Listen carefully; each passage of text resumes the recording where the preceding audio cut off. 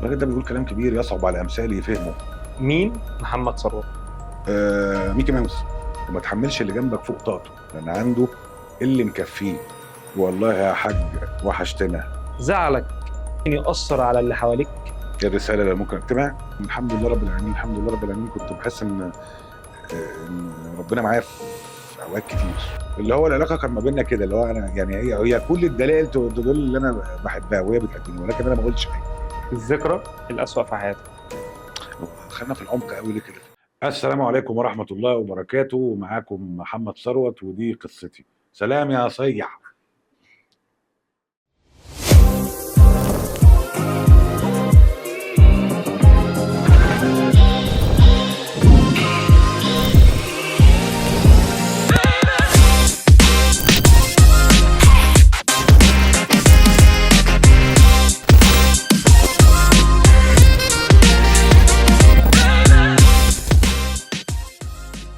ثلاثة اثنين واحد هوا وين. أستاذ محمد ثروت، يروح. إيه الأخبار؟ الحمد لله كله تمام؟ تمام يا حبيبي. في سؤال بسأله لأي حد بيجي هنا. انت مكشر ليه؟ طيب ده في سؤال سؤال كبير. مين محمد ثروت؟ يا السؤال ده عميق قوي، عميق. مين محمد ثروت؟ ميكي ماوس بس يعني. بمعنى يعني انت عايز ايه بالظبط؟ هو السؤال ده يتطرق عايز لكذا وصف. حاجه، سنيا ولا اجتماعيا لا، ولا لا. ولا عايز فنيا ولا انسانيا ولا كل ده. ليه؟ عايز الشخصية ذات نفسها، وصف الشخصيه دقيق. لو قلت لك ميكي ماوس مش بمعنى شخصيه. بمعنى اجيبها لك ازاي؟ طيب يعني اللي هو بحب التفاؤل، بحب ال- البهجه، بحب الضحك، بحب ال- الفواتح، بحبش الغوامق كده يعني. بتواجه مشاكلك إزاي؟ بواجه مشاكل أنت ازاي؟ بتقول إن أنت بتحب إن الدنيا تبقى جميلة، طبعا دايما فاتحة. اكيد. المشاكل بقى بتواجهها إزاي؟ بواجهها بمنطق شر البلية ما يضحك. مم. لان اعتقد ان انت لو جيت ضربت دماغك في الحيط، اكيد دماغك هتتكسر. مم. فبالتالي انا بالنسبه لي المواضيع تتاخد بطريقه ابسط، وتتاخد المأساة بطاقة إيجابية عشان تعمل بوش لقدام، ما تبقاش عنصر من عناصر المهبطات. مم. يعني الإنسان لو قابل زعله، ايوه لو قابل زعله يسلم بكآبة عليه. أو عشان عشان انا كتير قوي لو قابله الزعل بيشتكي لي يقول لي لا انت آه، ما بتسلمش عليا ليه مم. اول ما بتشوفني؟ فبقول له لا بسلم عليك. صباح الخير، عامل إيه؟ لو قابله ايوه بطاقة من الحزن. اه يعني في ناس اه بنشوف صور زعلها وحشة جدا، مم. ممكن يكتئب، ممكن يسيب شغله، ممكن حاجات كتير قوي. كل دي مهبطات، يعني يكتئب، يسيب مم. شغله، ينتحر. ده كل ده مهبطات. وهو الموضوع مش مسألة ان هو تيجي لك الصدمة فانت الحياة وقفت. الحياة مستمرة. الحياة يعني تعالى انت اكتئب واقعد في بيتكم، هتلاقي الناس ماشية في الشارع عادي، وعم محمد بتاع الفول بيبيع فول عادي، وعم سيد البقال بيبيع كيلو السكر عادي، والدنيا ماشيه والناس رايحه مواصلاتها واخر حلاوه وتمام ومفيش اي حاجه. مم. فالموضوع بالنسبه لك لا يحك جلدك مثل ظفرك زي ما بيقولوا. انت اللي بتحس بيه، وانت اللي معاك دواه، وانت اللي قادر تطلع نفسك من المأساة اللي انت فيها، مم. تخليها بالنسبه لك طاقه ايجابيه عشان تدفعك لقدام مش ترجعك لورا. كل ده يعني انا بحس ان هو لازم يحصل، لان هي في الحياه في النهايه الحياه يعني سيناريو مكتوب. مم. سيناريو ومكتوب، كل واحد ليه سيناريو معين. فانا هتعامل بالسيناريو بتاعي، هبتدي الف سيناريو تاني هتلاقي السيناريو باظ. ولكن في قواعد للعبه زي ما بيقولوا. حفظت قواعد اللعبه وعرفتها هي هتعرف تكمل في حياتك عادي. مم. وتأكد تماما في المية ان اي حاجة صعبة بتترمي عليك، هو ربنا عارف اللي انت قادر تشيلها. لو مش قادر تشيلها مش هيبعتها لك خالص. لا يكلف الله نفسا الا وسعها. مم. وسعها ده اللي هو على قدها. ما ينفعش يديك حسن اكبر منك بكتير، لان هو ارحم بعبيده من عبيده مبدئيا يعني. فبالتالي هو بيديك المشكله اللي تقدر تشيلها، الحوار اللي تقدر تتكلمه، مم. المسؤوليه اللي تقدر تقوم بيها، الامانه اللي تقدر تأديها. ما ينفعش يديك امانه اعلى منك. امانه اعلى منك دي هو بيحملك فوق طاقتك، اذا انت مهزوم مهزوم، وربنا اعدل من اي حد في العالم يعني. مم. فاهمني ازاي؟ فبالتالي هو بيديك الحاجه اللي تقدر تمتحن بيها، يعني بيديك الاسئله اللي تقدر تجاوب عليها. ما ينفعش تبقى انت في ابتدائي ويديك اسئله جامعه، هو عارف اللي انت ساقط وش. هو مش ربنا خلينا عشان يعذبنا، لا، هو خلينا عشان نمتحن الامتحان اللي هو كل واحد وعقله، كل واحد والسيناريو بتاعه. كل واحد وارد ان السيناريو بتاعك يتشابه مع حد في البرازيل زي ما احنا كنا بنتكلم، مم. ممكن تقابله ممكن ما تقابلوش، بس في النهايه هو سيناريوهات محطوطه بتجاوب الاسئله بتاعتك اللي انت مذاكرها فعلا. فاهمني ازاي؟ او اللي انت عارفها بس انت مش فاكرها، مم. او مش جايه في بالك، او مش كده. فبالتالي اي حد بيبقى عنده مأساة انا ما بحسش ان هو لازم يبقى يكتئب ويقول لي يا رب بيحصل فيها كده وانا حظي كده وانا الدنيا عامله كده وانا مخلوق عشان كده وانا المأساة. لا لا لا لا، لا فيش الكلام ده خالص. انت اهيف مما لا تتخيل. مم. فاهمني؟ الموضوع انت امتحانات. مم. امتحان. لقد خلقنا الانسان في كبد. كبد. مم. كبد ده معاناه. هو خلاص هو في قاعده كده بقى موجوده، لقد خلقنا الانسان في كبد. انت انسان، فلازم تعاني. فلازم يبقى في كبد، لازم معاناه، لازم مم. اي معاناه. مم. اي معاناه. ممكن يبقى حد عنده كل حاجه ولكن معاناته ان هو مش قادر ياكل مكعب لحمه قد كده. مم. دي معاناه فعلا. معاناه لو جيت قستها بوجهه نظره هو هتلاقيها فعلا معاناه. مم. ولكن هو لو خدها بضحك، طب ما تعملوا لنا بقى مكعب مشروم على زي اللحمه. فبالتالي هيبتدي يكيف نفسه على الحوار ذات نفسه، وبعد كده هيقلبه الضحك، وبعد كده هيقلبه الاستغناء خلاص. فاهمني ازاي؟ وهو المشكله بس ان دي بيبقى يعني زي ايه، اسلوب حياه. هو اسلوب حياه بتتعلمه من كذا حد، او ما بتبقاش طبيعه كمان. يعني هو بيبقى طبيعتك كده، عندك المبادئ، ولكن بتتعلمه من خلال المواقف اللي حواليك. ان انت حد شفته في موقف عارف ان هو ممكن ينهار تماما، وفجاه لقيته بيضحك بيضحك بيضحك بيضحك بيضحك. فانت اللي هو وعدى المشكله وعدى الدنيا وعدى الحوار وعدى كل حاجه، في ظل ان انت كنت متوقع ان الموضوع ده يقضي على حياته. مم. ولكن هو المين عمل الغرض من الموضوع ده ايه؟ ان هو يعدي المشكله، يعدي المحنة ذات يعدي نفسها. المطب، مم. يعدي الحفره. يعدي لو وقع في الحفره معايا ازاي، مم. وقعد يندق من هنا للسنه الجايه، محدش هيشيله الا اللي بيحبه قوي، اللي هيوقف حاله كله او جريه كله في الحياه مم. وينزل يفكر ازاي يجيبك بحبل بايده، ينزل لك يجيب ونش عشان يشدك. فاهمني ازاي؟ ويطلعك. فاهمني؟ ويسندك لو انت رجلك مكسوره ولا اي حاجه، الحادثه حصلت لك اللي هي المأساة اللي حصلت لك اللي انت وقعت فيها.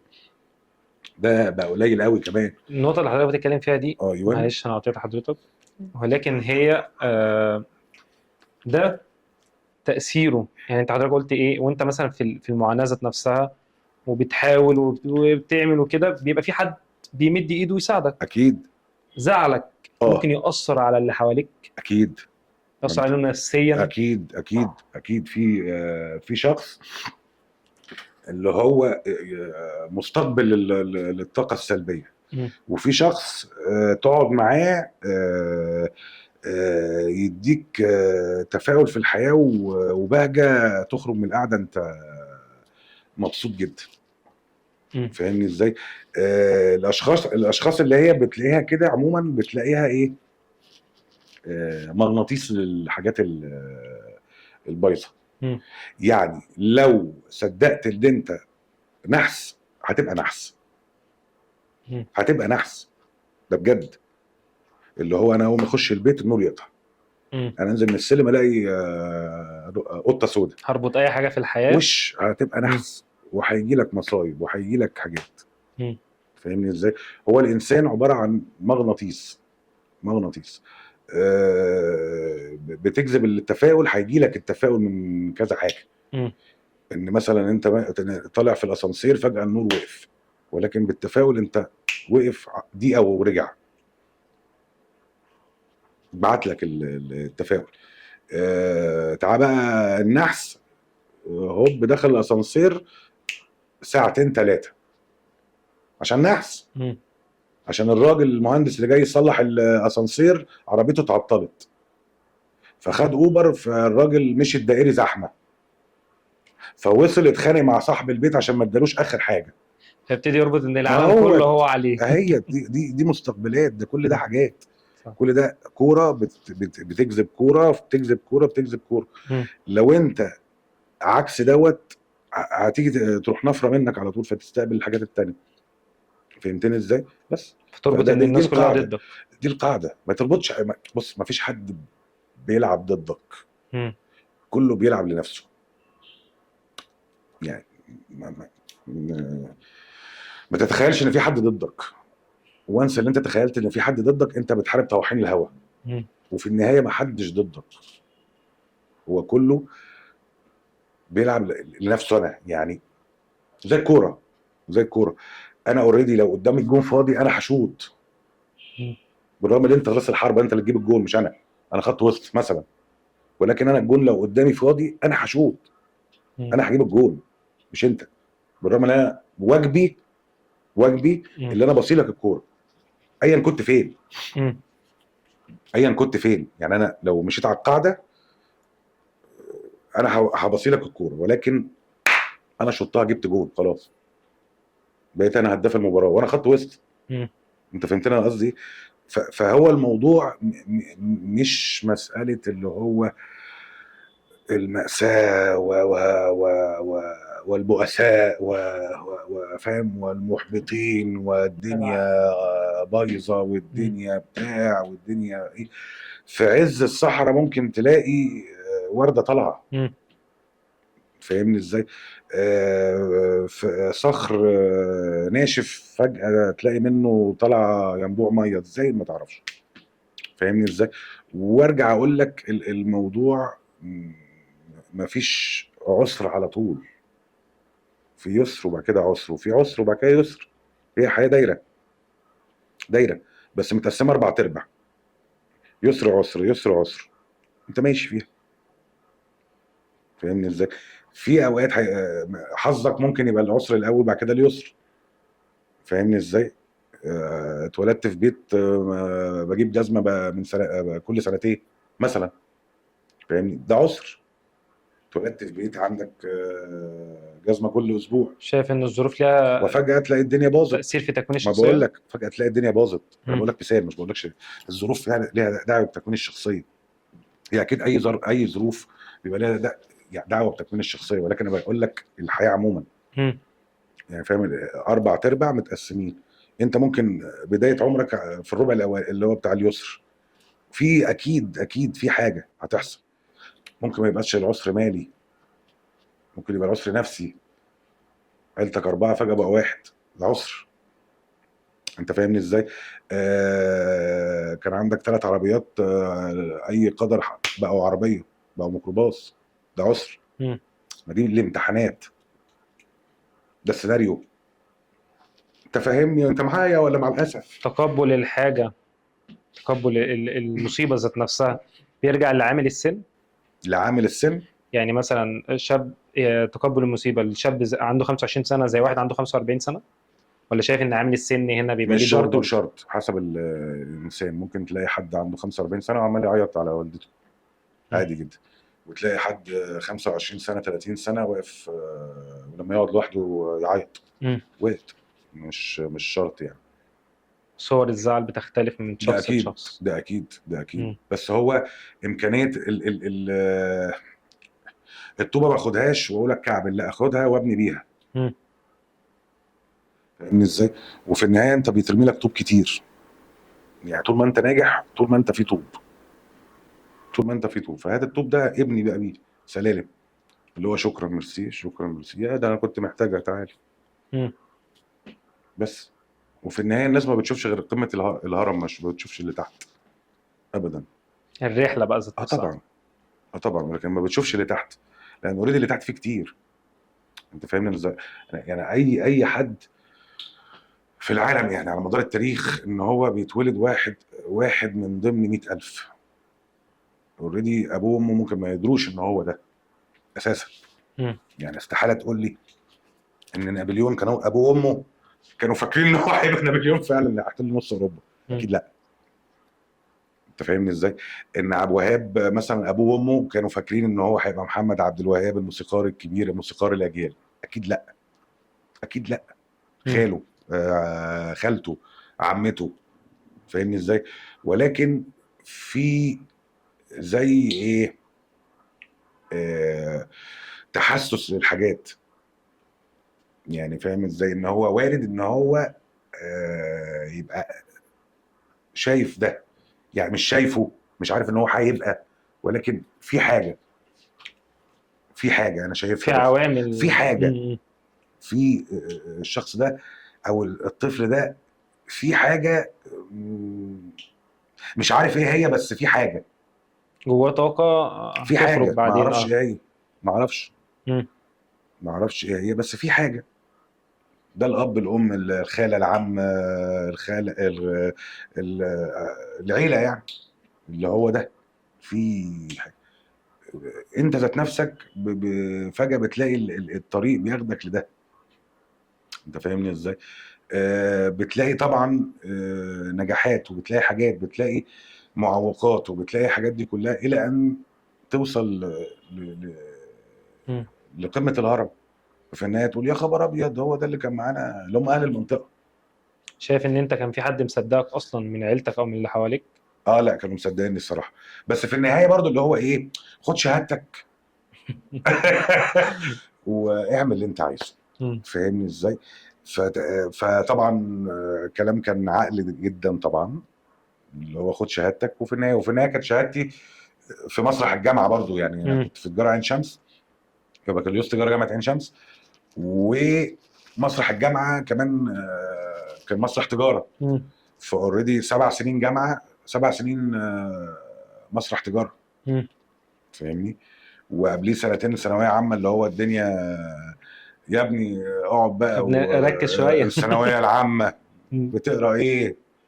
مسرحيه مثلا، مم. او روايه مثلا. يعني كان اياميها كنت مضروب بنجيب محفوظ جدا، فكنت بقى بجيب بين القصرين وقصر الشوق وبتاع روايات وكده. مم. انا كده كده شفت الفيلم يعني، فكنت بقعد اقراها ما بين الملازم وما بين الكتب وبتاع والكلام ده كله، فلاقي يا ابني بتاع. مم. فاهمني؟ ف وبعد كده اتخرجت سنتين بدور على فرصه ان انا اخش في معهد فنون مسرحيه ومعهد سينما. سنتين امتحنت وسقطت سنتين. مم. فاهمني؟ ده برضو محبطات. مم. فاهم؟ اوريدي انت 7 سنين جامعه، انت متوقع في اي لحظه اللي هو الفكره القديمه اللي احنا كنا بنفكر فيها، اللي هي بتاعت ايه، في مخرج هيجي في يوم عرض هيشوفني ويقول لك هو ده، هو. ده اللي انا عايزه، ده اللي انا بدور عليه من سنين. كنت رأته 5 سنين، ده برضو كان فكر مسيطر علينا جدا. فمع كل مره ده ما يحصلش فيه محبطات. تقبلت ده ازاي مين؟ انت يعني؟ بالضحك يا اسطى. انت عايز ايه؟ انت عايز ايه مني يا عم انت؟ انا ميكي ماوس. لا وقتها سنك كان مختلف يعني، اكيد برضو مش لا، ما هو مش ميكي ماوس تقبل. كان بيكبر بيكبر بس عادي. هو ميكي ماوس في الاول. لازم تبقى ميكي ماوس. مم. لازم تبقى ميكي ماوس، اللي هو ما تشوفش الحياه بالوان غامقه خالص. الحياه عمرها ما كانت الوانها غامقه ابدا. ابدا. في اخضر فاتح، وفي احمر فاتح، وفي برتقاني، وفي اصفر لو كده كانت الشمس كان لونها اسود بقى، مم. لو الحياه فعلا كده. فاهمني ازاي؟ اخرج، ما تقعدش في علبه. مم. قعدت في علبه مت. عايز إيه يا محمد؟ عايز إيه يا محمد؟ مم. خيلني يا محمد كل شويه. مم. بس فما تقعدش في علبه. يعني الكون واسع لدرجه اللي انت ممكن تقعد فيه بس. شايف ان العائلات الايام دي لما واحد ابنهم مثلا يجيب مجموع مش كويس بتلاقي قسوة كده في التعامل. مم. هل الدراسة ليها اه. علاقة بالمستقبل مم. بعدين؟ يعني هل الدراسة او مجموعك في الثانوية العامة ايوه. ليه بعدين تأثير على مستقبلك؟ يعني لازم اجيب مجموع اه. عالي عشان مستقبلي يبقى متحدد بعدين؟ هو الشاب عايز ايه بس؟ دي كل المشكله، هو عايز يدرس ايه. ده اللي احنا بس لازم نحطه في الحسبان. هو عايز يدرس ايه؟ معايا ازاي؟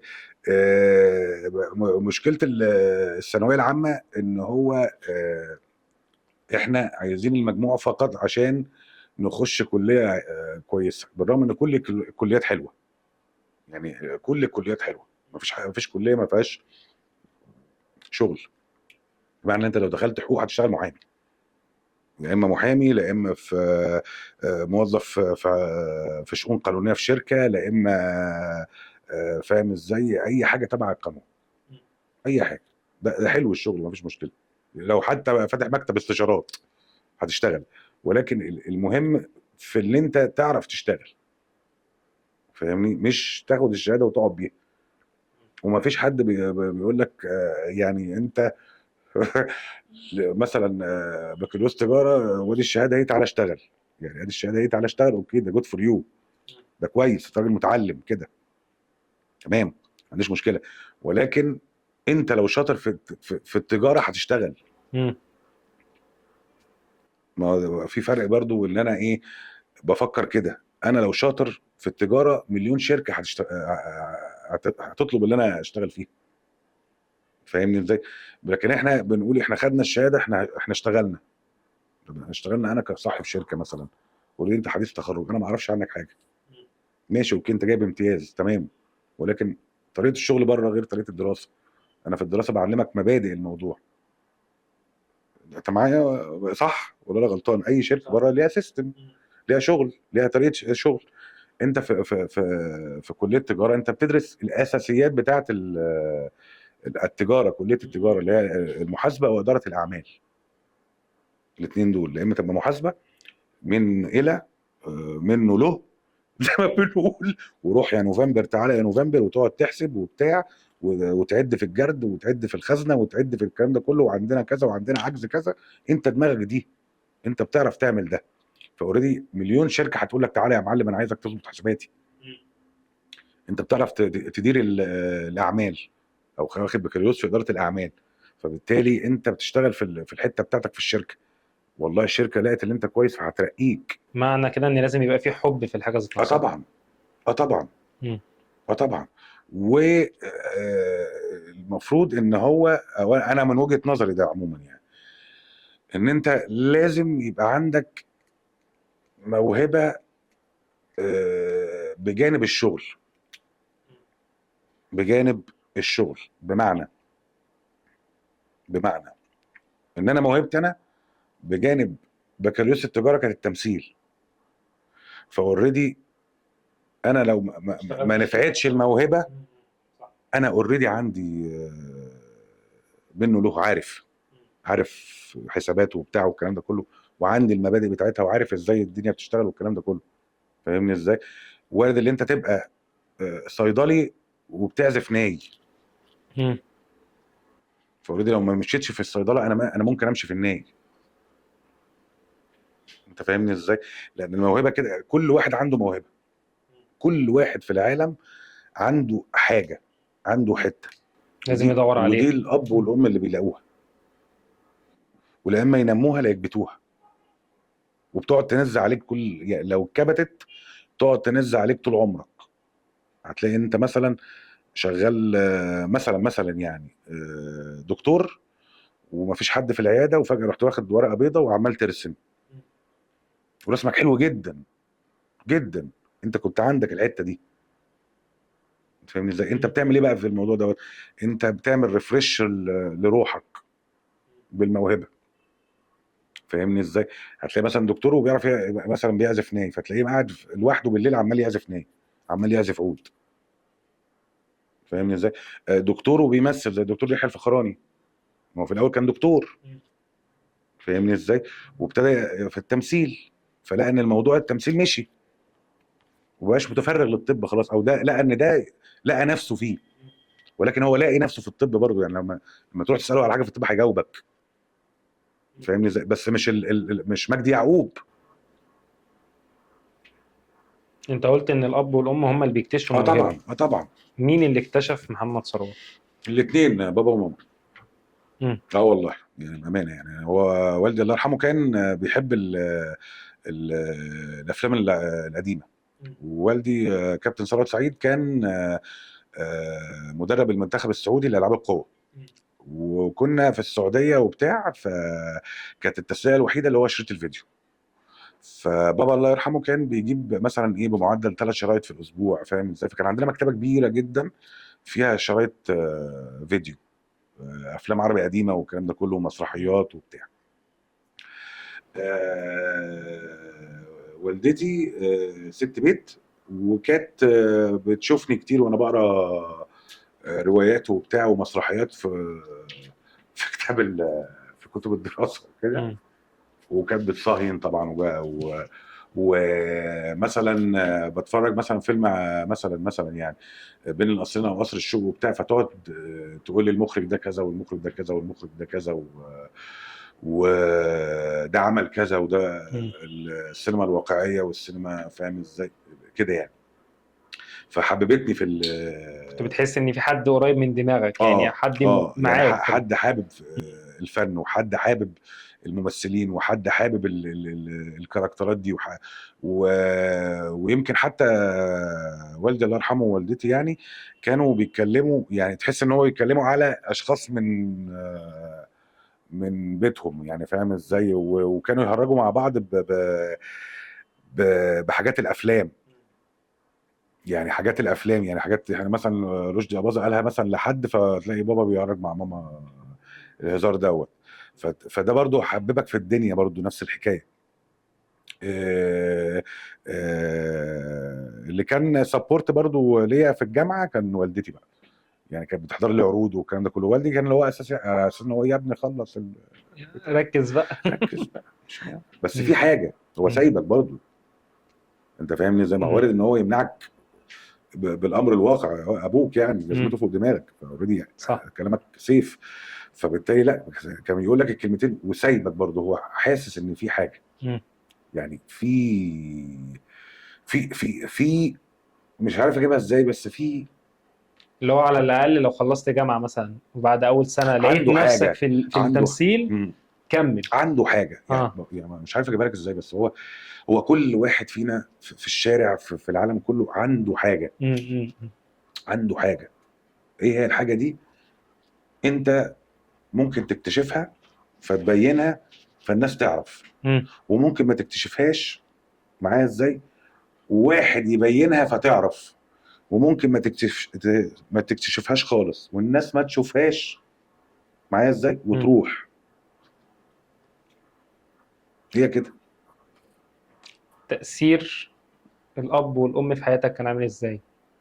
لا زي الفل، الحمد لله الحمد لله، انا كنت طفوله سعيده جدا الحمد لله. يعني ده وجودهم في حياتك شكل في شخصيتك إيه بعدين؟ إيه اللي حسيت إن أنت خدته فعلا من الناس دي؟ اللي خدته منهم في الرحله، آه. لا هم ادوني كل حاجه الصراحه في الرحله بتاعتي، الحمد لله ادوني اكل وشرب ولبس ومتوى يعني. قاعد عندهم يعني لحد ما ما محدش شاف اتجوزت. حالي. يعني بيدوني فلوس، ربنا يديهم الصحه يعني.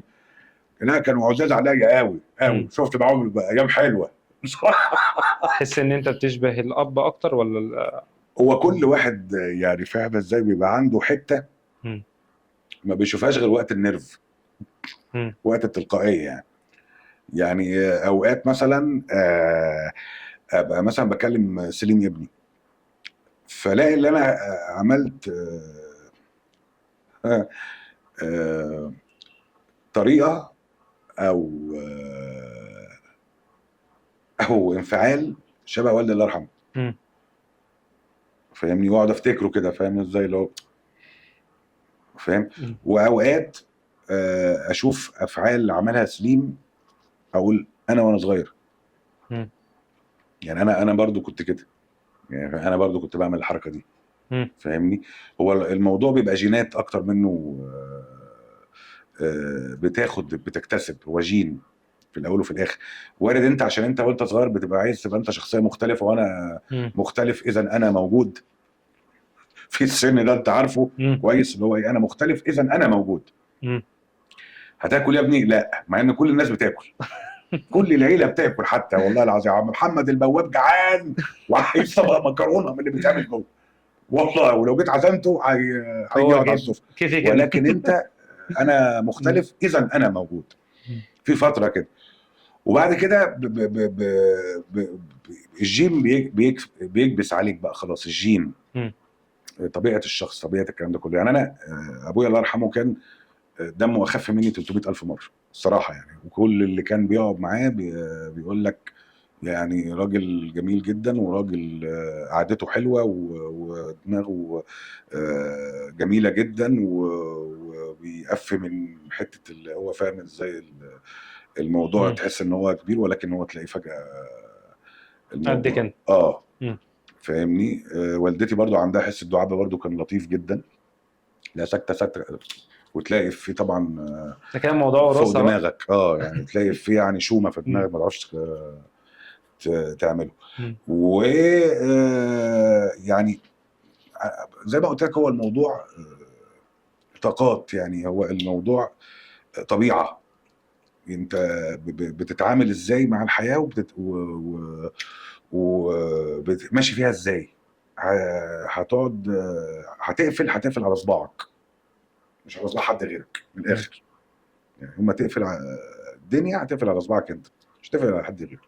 لما والدك توفى مهم. اليوم ده قابلته ازاي، او كان بالنسبة لك عامل ازاي؟ لا طبعا اكيد يوم كان غتت جدا يعني. ويوميها برضو عرفت كنت بعمل بروفا مم.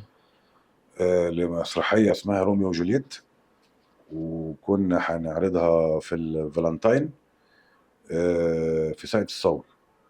وكنت بعمل بروفا في استوديو عماد الدين. وكان التليفون اللي جالي الساعه 8 بالليل. فانا التليفون جالي، انا ما دريتش بنفسي غير قدام مم. البيت. ووالدي الله يرحمه توفى في الشغل، مم. فرحنا له الشغل طبعا وبتاع والكلام ده كله في المستشفى هناك. وطبعا استلمنا طبعا الجثمان يعني. وتاني يوم كان في الدفنه وكده وبتاع. طبعا حته اللي انت الكبير دي برضه بتحملك مم. مسؤوليه كبيره، ان انت لازم تبقى انت هتشيل بقى. العمود اللي موجود يعني مم. حتى لو مش ماديا، حتى تماسكا في الحته دي. مم. ف انا اللي هو تقريبا ايه، ما عيطتش خالص خالص وقت المستشفى، ووقت الخبر، ووقت الدفن، ووقت العزاء، ده فعلا. و خلصت كل ده وقعدت في اوضتي بقى، فاهم انفجرت. ازاي؟ قعدت بقى. مم. ما اكيد والدك انت بتتكلم في ايه، ما راجل عارفه بقى فتره، عشت بقى بقالي سنين.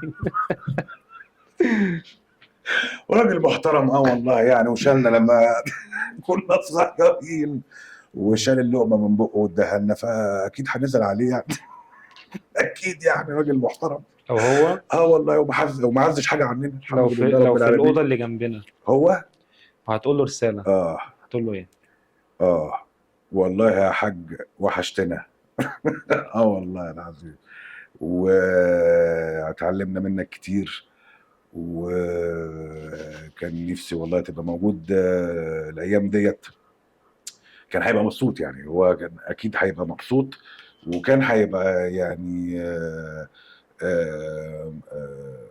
شايف ان هو كان مثلا ايه خوفه كان مبرر، ولكن هو اكيد كان هيبقى مبسوط يعني ان هو محمد ثروت كده. هو اصلا كان بيتمنى ان انا اكون بطل رياضي. مم.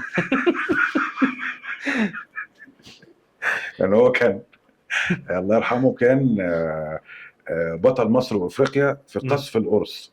انت شفت الاولمبياد؟ لا ما شفتهاش طبعا. ما هي لعبه شهيده المفروض. قصف القرص ده ده بيبقى الشعار بتاع الاولمبياد، اللي هو الراجل اللي ماسك قرص كده وعامل كده. فاكر شفت الشعار أيوة. الاولمبياد قبل كده ولا مفيش؟ لا شفت. شفت الشعار، شفت القرص ذات نفسه. القرص ده حضرتك قرص 2 كيلو. 2 كيلو للرجال وكيلو ونص للسيدات. بيترمي على مسافه 70 متر. يعني انت لو واقف على 70 متر، عند 70 متر وانا معايا قرص 2 كيلو، اجيب دماغك اصلا.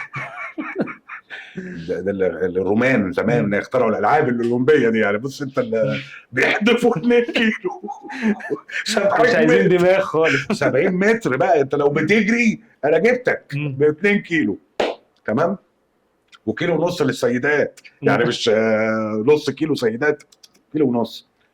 فوالدي الله يرحمه كان بطل كبير يعني وكان نفسه الفتوانه ما تخرجش من بيت الناجي يعني. ابنه بطل فيبقى هو بطل. ولعبت اللعبه دي فعلا، لعبت قرص. فانا كان والدي الله يرحمه 188 190 الحاجات اللي هي بسم الله ما شاء الله ما يخشش من الباب يعني. فاهم ازاي؟ اللي هو لازم يوطي قبل ما يخش من الباب، وايده قد كده ما شاء الله. انا فاكر ان انا في ثانويه عامه ضربت منه قلم. والله العظيم. بس هو كان على حق الصراحه يعني. لما كبرت وفهمت عرفت ان هو كان لازم اخد القلم ده بصراحه يعني. فاهم ازاي؟ لانه كان وقت ثانويه عامه ومش عارف ايه اللي حصل. والفتره دي بيبقى السن اللي هو شدت حيلك. لا ما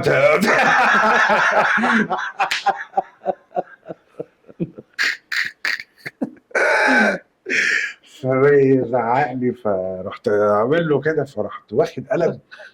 بسم الله ما شاء الله الله يرحمه يعني. انا شفت الاوضه 360 درجه وحياه امي والله العظيم 3. انا شفت الاوضه كده وحياه امي والله العظيم. ماشي يا حاج اللي انت عايزه. والله. وقعدت يعني ما حطيتش منطق. وثانويه عامه بقى المهم يعني. فلعبت اللعبه، فكنت انا قصير يعني في مش الطول بتاع الاولاد اللي في سني يعني. مثلا كنت بلعب تحت مثلا سن 12 سنه ولا مش عارف ايه. مش طول اللي في سني خالص. فاقعد اتمرن واقعد اجري واقعد اشيل حديد وتمرينات بقى وسويدي ويطلع عين اهلي. يا جماعه المكان ده مش بتاعي. ويجي حد بقالوش اسبوع وانا بقالي مثلا سنتين بلعب، حد ما بقالوش اسبوع بس اطول مني شويه، ويروح رامي الاقيه جنب ابعد مني ب 2 متر. طب ليه الاحباط ده يا اخوانا؟ فاهم؟ في النهايه برضو رحت لاعب برضو ايه، لعبه برضو من العاب الرمي اللي هو رمح. رمح، عارف الرمح؟ عارف الرمح. رمح ده بيبقى 800 جرام رجاله و600 جرام ستات. ده بيتجمع ده 90 متر بقى. ده تخش في ال 90 متر يعني. انت ما جبتش ال 70 لو انت بتجري يجي في ظهرك على طول. لو كانوا بيرموا زمان ده. تمام. برضو نفس المأساة. وفي النهاية فيها محمد. فيها محمد. وفي النهاية هي اللعبة مش بتاعتك.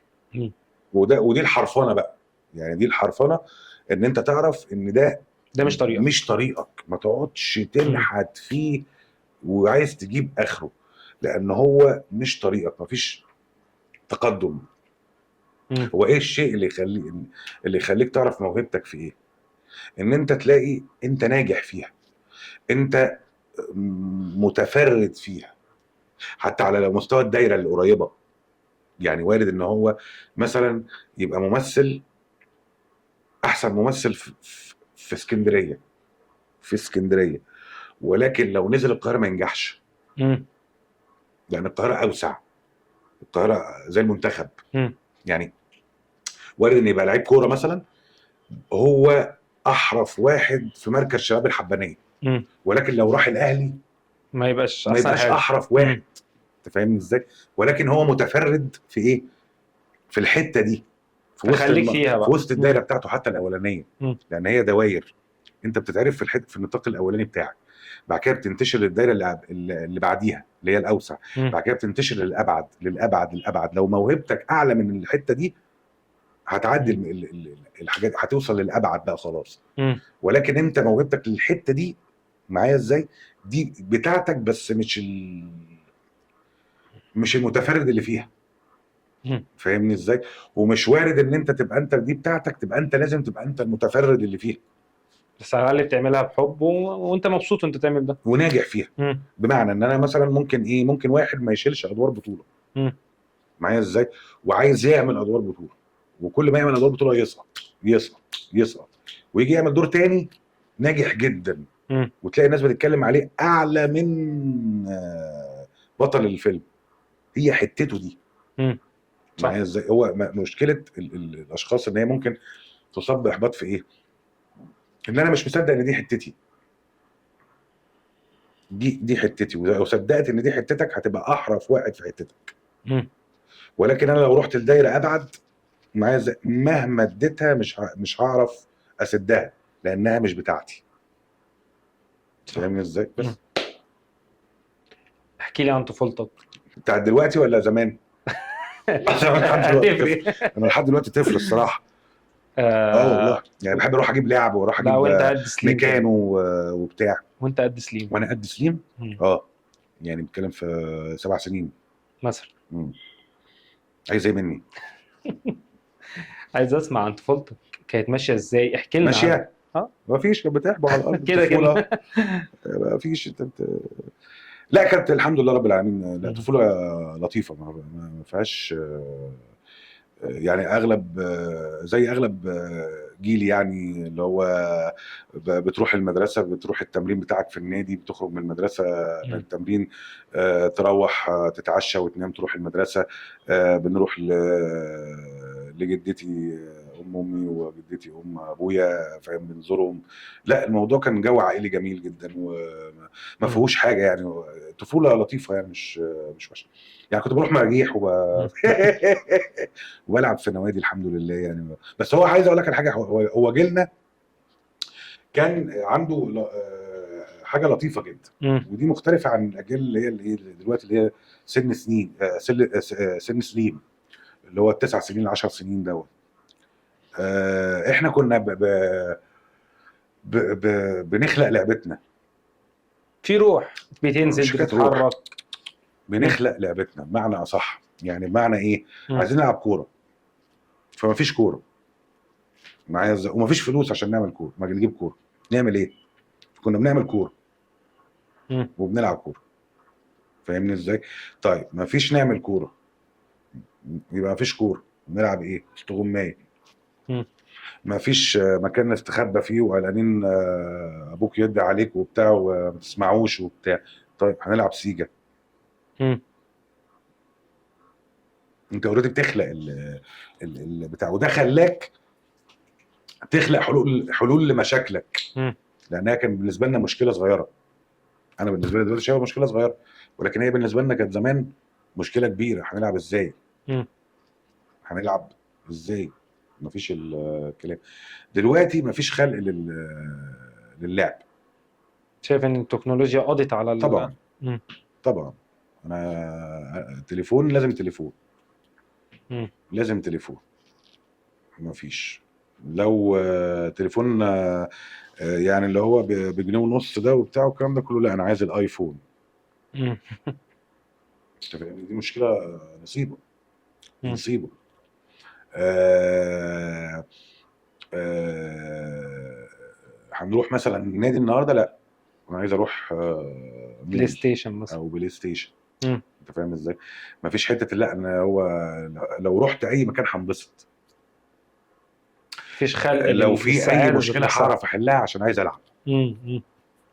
ده خلاك، ده اداك تدريب مم. ان انت مثلا عايز اجيب عربيه، اذا انا هشتغل كتير واحوش اكتر و...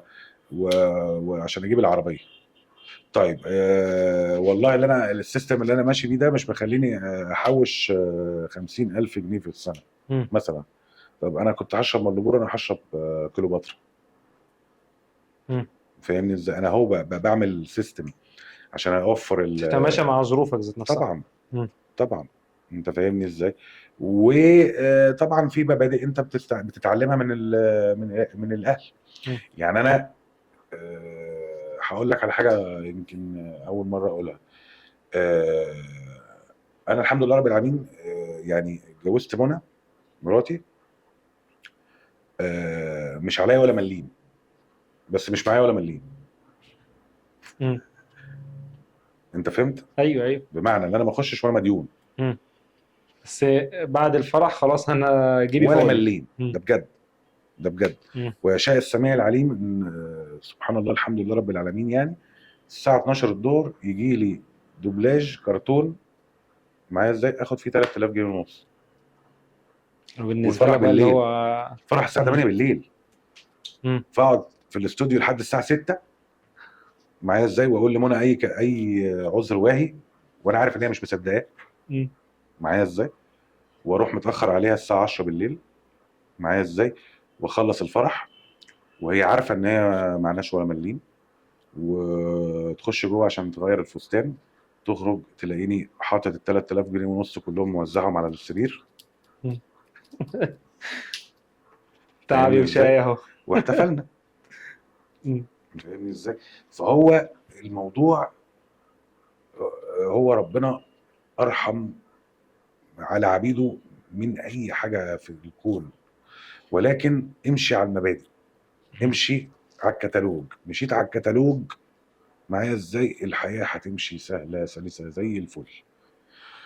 تمردت على الكتالوج وعملت فيها مهندس كمبيوتر، البس في حيطه. مم. بس شايف ان شريك الحياه ليه تاثير في ده؟ اه طبعا ليه دور كبير جدا جدا جدا عموما. يعني منى من تعتبر من اوائل الناس اللي صدقت ان انا محمد ثروت، او صدقت ان محمد ثروت ده هيبقى حاجه. مم. ويمكن اول مقابله دي خالص انا يعني انا ايه آه، انا احكي لك الحكايه تاني بالرغم ان حكيتها كتير مم. قوي. حاضر. انا قعدت 3 سنين عارف منى اللي هو صباح الخير يا منى، صباح الخير يا استاذ محمد. ليه؟ لان انا كنت حد قديم وليا احترامي في الجامعه، مم. وخارج بقالي سنتين، وكنت باجي ادي الشباب الجديد اللي داخلين لسه مسرح كليه مم. تجاره اول سنه مبادئ التمثيل واعداد الممثل والتمرينات اللي هتخليكم ممثلين تعرفهم، تلقوا الاحساس. فاهم؟ مم. بس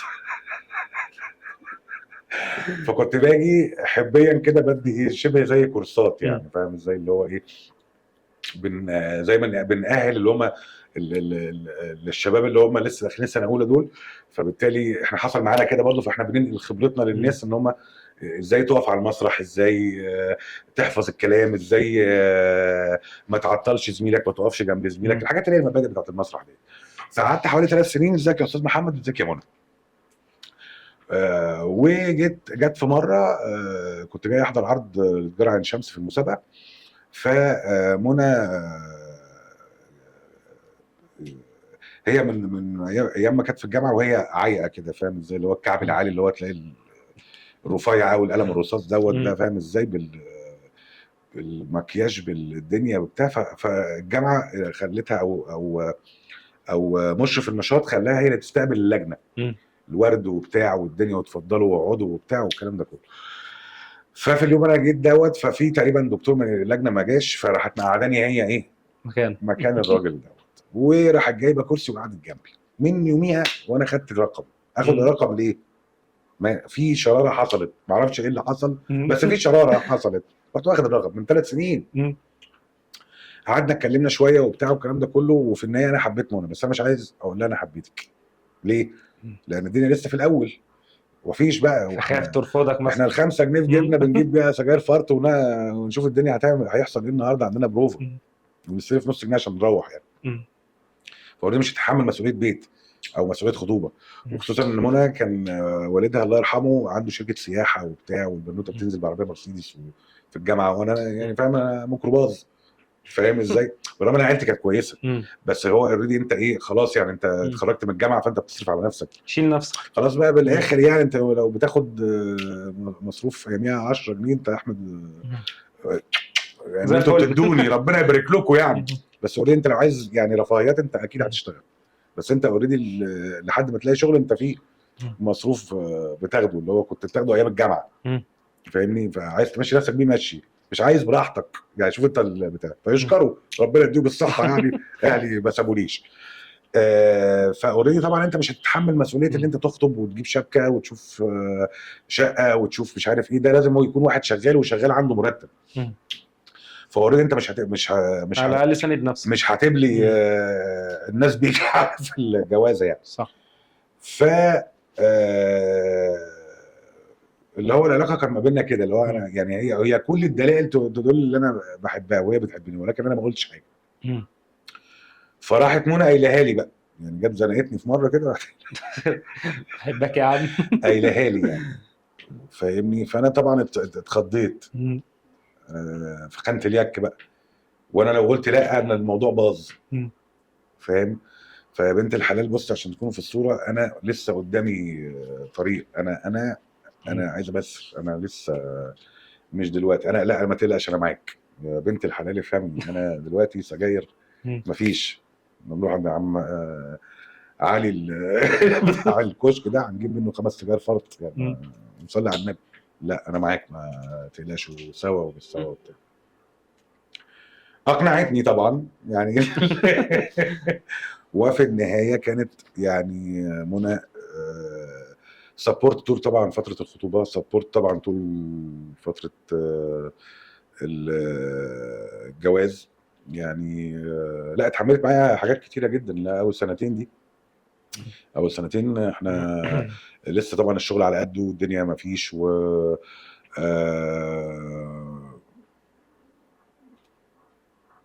بس. كنت بتحاول تخرج عيلتك ازاي من النقطة دي؟ ايوه مضغوطين مثلا. اه طبعا ما هو أصلاً مش هيبقى مضغوطين ماديا ودمك تقيل يعني. انت تبقى رخم قوي يعني، انت تبقى زوج غتت. فبالتالي انت لازم تبقى انت اللي ملطف الدنيا يعني، حتى لو بكيس فشار يعني. جبنا كيس ذره من عند عم خليفه البقال، فاهمني ازاي؟ وطلعت عملت فشار واتفرجت على فيلم. انت لطفت برضو الدنيا، فاهمني ازاي؟ طبعا منى كانت بتدعمني نفسيا و فاهم ازاي بوش يعني، فاهم ازاي؟ لا ما تقلقش والنهارده تمام، احنا بكره احسن وهيحصل وهتبقى وهتعمل ده كل ده برضو بيديك دفعه غير المهبط بقى يعني. في ما انت برضو احنا برضو هنيجي للنقطه الاولانيه خالص اتكلمنا فيها، ان الطاقه الايجابيه بتجذب طاقه ايجابيه، طاقه سلبيه بتجذب طاقه سلبيه. الاثنين بيتنافروا لما يكون ده جامد وده جامد، بيتنافروا.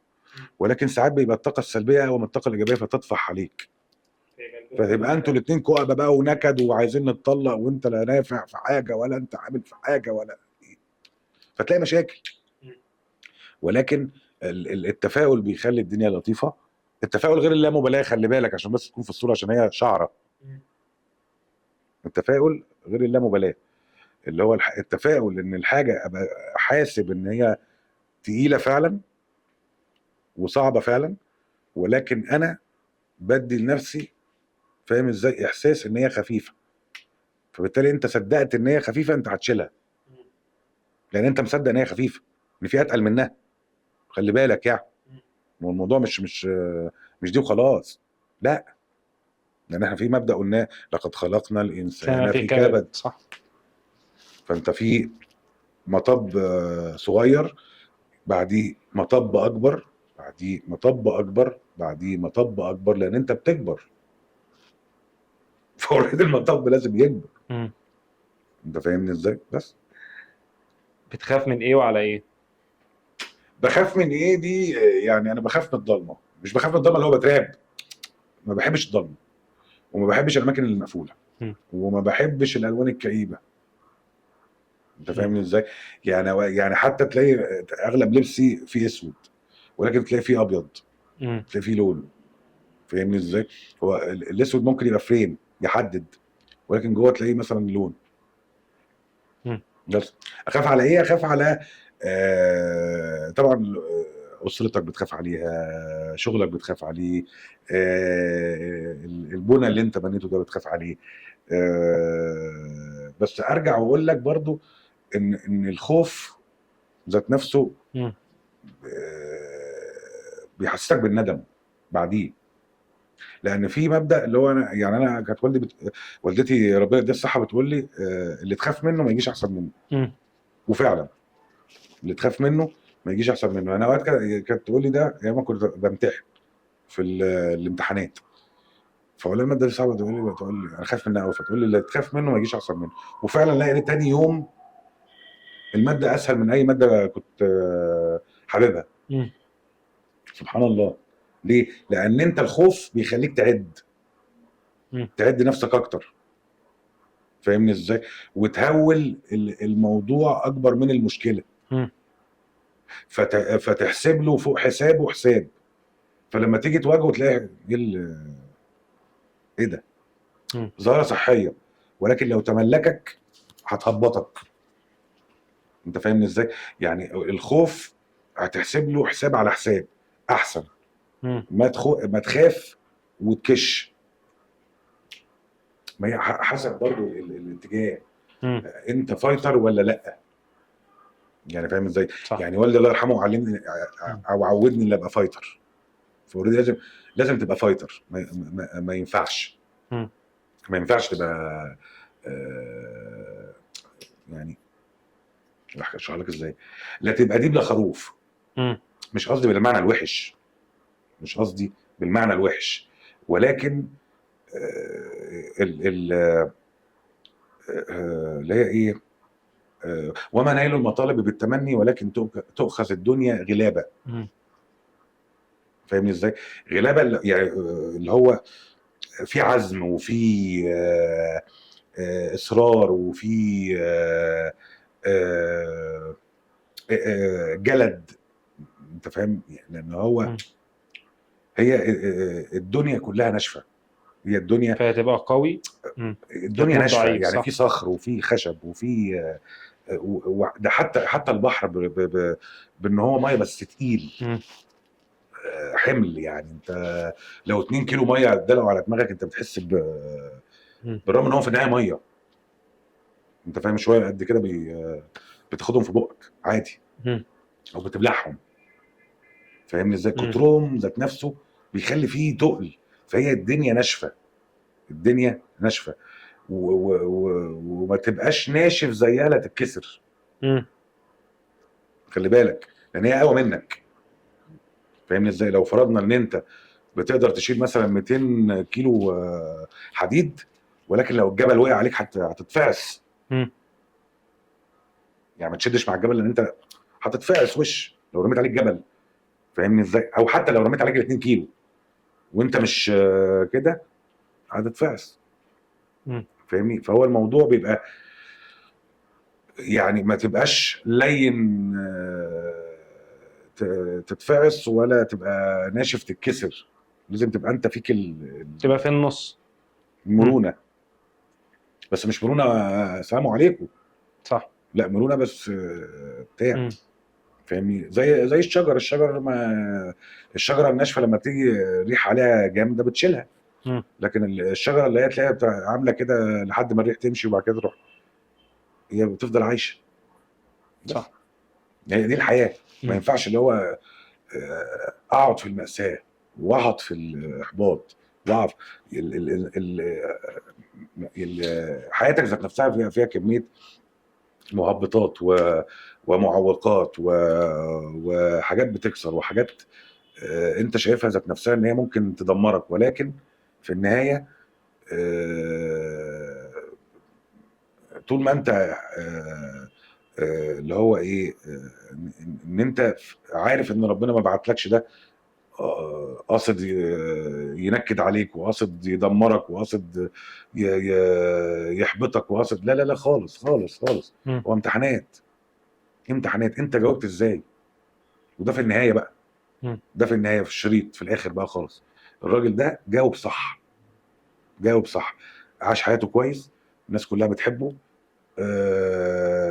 هو ذات نفسه كان ملهم لناس كتير، مش شرط ان هو يقول لهم اعملوا كده، ولكن استرجعوا موقف اداهم حته. مم. فاهمني ازاي؟ ففي النهايه الراجل ده عدى خفيف خفيف، فاهمني؟ مش كده. قول يا احمد، عايز ايه يا احمد؟ لو انت النهارده مم. جوه اوضه 4 حيطان مم. ومعاك حاجه هتكتب على الحيطان دي، اه ايه الرساله اللي ممكن تكتبها؟ ايه؟ ايه الرساله اللي ممكن تكتبها؟ افتحوا الباب. مش هو مقفول. افتحوا الباب. والله. لا يعني هو يعني، بس المشكله اصله ايه، انا ما بحبش الاوضه المقفوله، مم. يعني فاهمني ازاي؟ الاهلي قال لي انت كنت في جنينه وقاعد كنت كتبت ايه؟ اقول له هو في حيطه؟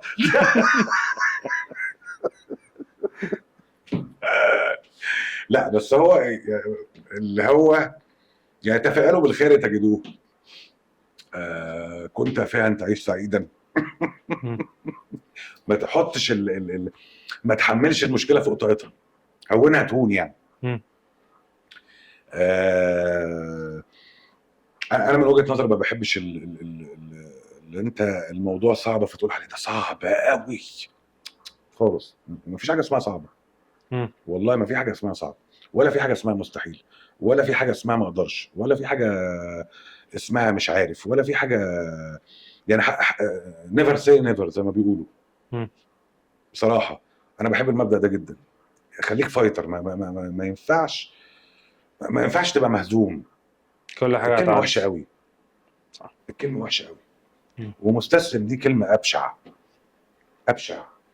يعني حتى لو هتموت، موت وانت بتحارب، مم. ابسطها. لكن تموت وانت مستسلم، لا، موتة وحشه قوي قوي قوي. مم. او تموت وانت يعني مهزوم، يا ايه ده، ايه ده، ايه العار ده؟ انت فاهم؟ انا بالنسبه لي بحسبها كده. مم. لكن تموت وانت بتحارب دي لا يعني، فاهمني ازاي؟ بس ده بالنسبه مم. يعني خليك فايتر. مهما كانت الظروف، مهما كانت الظروف، الدنيا بتمشي، والدنيا بتعدي. ومهما كنت حزين البيت اللي جنبك سعيد، مم. سعيد عليك، مش سعيد عشان انت حزين، هو يومه كده. يعني فاهم ازاي؟ بتاع الفول هيعمل فول، مم. والسواق هيسوق عربيته ويمشي. فاهمني ازاي؟ زعلت ما زعلتش ده مشكلتك، مش هيغير حاجه. مشكلتك، مم. مش مشكلة اللي جنبك. وما تحملش اللي جنبك فوق طاقته، لان عنده اللي مكفيه. فاهمني ازاي؟ ممكن نساعد بعض مم. بس في النهاية هنساعد بعض. فاهمني ازاي؟ مش اساعدك بس، يعني زي ما اكون داعم ليك، انت لازم تبقى داعم ليا برضه. مم. ما ينفعش يبقى حد جنبك كل شويه يقول لك لا انت هتبقى كويس، وانت يا عم دي مشكله يا راجل، ده احنا مش عارف ايه، وفي النهايه هو لو وقع في مشكله يلاقيك انت. مم. دي المشكله صعبه قوي عشان انت مم. كده اساسا. صح. فاهمني؟ مم. فيبقاش هو بيعمل فيك خير وانت تيجي تروح عامل فيه شر. فاهمني؟ مم. بس محتاج تقول لي مين وحشتني. لا، في كتير اقول لهم وحشتوني، يعني في والدي الله يرحمه اقول له وحشتني جدا. برضو ايام ما كنت آه، اللي هو وقت الجامعه، ووقت الهوايه، ووقت ال- آه، اللعب اي دور، مش انت مش متصنف شبهه. مم. يعني يمكن في ساعات لما توصل في الاحتراف وبتاع ان انت تبقى ليك اسم مثلا في حاجه، ساعات بيبقى في تصنيفات، ان مم. هو مثلا هات شرير هات فلان، هات مثلا حد مم. دمه خفيف هات علان، هات مش عارف ايه هات كذا. ولكن ايام الهوايه كنت انت اي دور بتحبه تعمله، مم. بتجرب فيه، بتعمل حاجات كتير، وبتقرا لده وبتقرا لده وبتقرا لده وبتقرا لده. الفتره دي فتره الهوايه، وده انا بحاول على قد ما اقدر ان انا احتفظ بيها يعني. مم. كل ما تروح مني بحاول استرجعها تاني باي طريقه بقى. وحشك ثروة القديم؟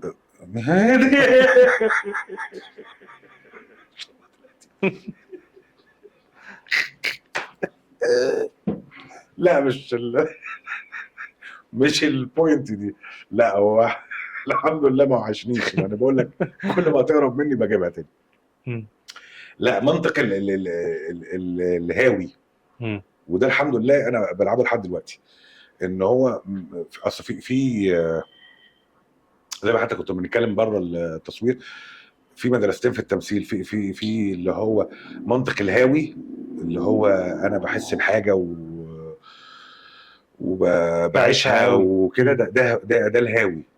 ده الهاوي اللي هو يحس الشعور لاول مره يحسه كل مره. مم. يعني كل مره بيحس الشعور، بالرغم ان هو ممكن يكون حاسه قبل كده، ولكن كانه بيحسه لاول مره، فينتج حاجات جديده مم. مختلفه عن الاولاني. فده يخليك ان انت تبقى ماشي على نفس البوش، عندك البنزين مم. بتاع الجري.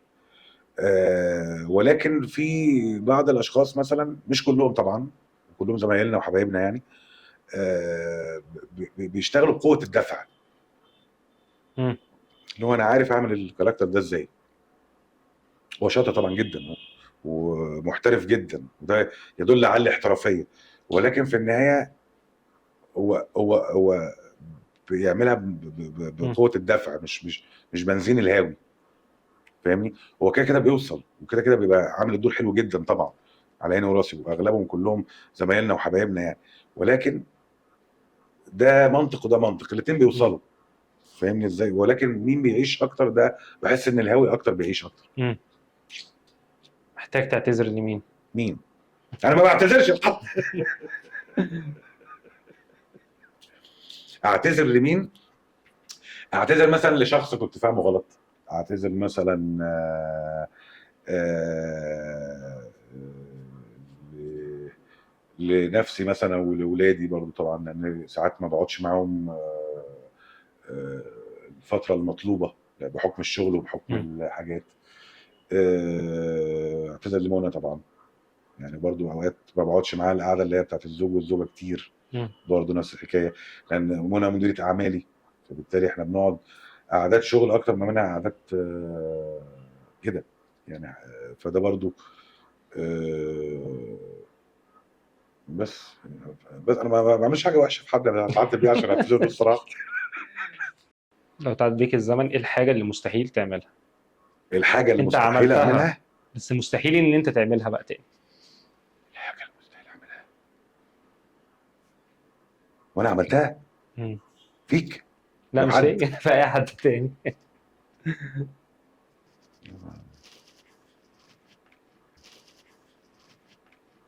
ما اعرفش والله، بس انا يعني انا الحمد لله رب العالمين راضي عن مشواري كله صراحه. مم. لان هو الحمد لله، يعني الحمد لله رب العالمين، الحمد لله رب العالمين، كنت بحس ان ربنا معايا في اوقات كتير، يعني في حاجات كتير. واوقات مثلا ما تروحش مكان ففجأة تلاقي المكان حصل فيه حاجات فتقول ايه ده؟ الحمد لله انا ما رحتش، مم. الحمد لله انا ما عملتش، الحمد لله انا ما كده. فده لطيف يعني. ده ف وده اللي انا بقول لك عليه في حته ان هو ايه، ان في بعض الاشخاص يقول لك يا ريتني يا عم كنت عملت انا مش عارف ايه، ويقعد يأنب نفسه كتير. المكتوب مكتوب بمعنى صح. كتالوج، مفيش جيت هروب على منه. الكتالوج الدنيا هتمشي زي الفل. مم. عملت فيها مهندس كمبيوتر الدنيا هتبوظ منه. ومهندس الكترونيات، واصل الكتالوج ده مكتوب غلط، مم. انت. البس. البس على طول. مم.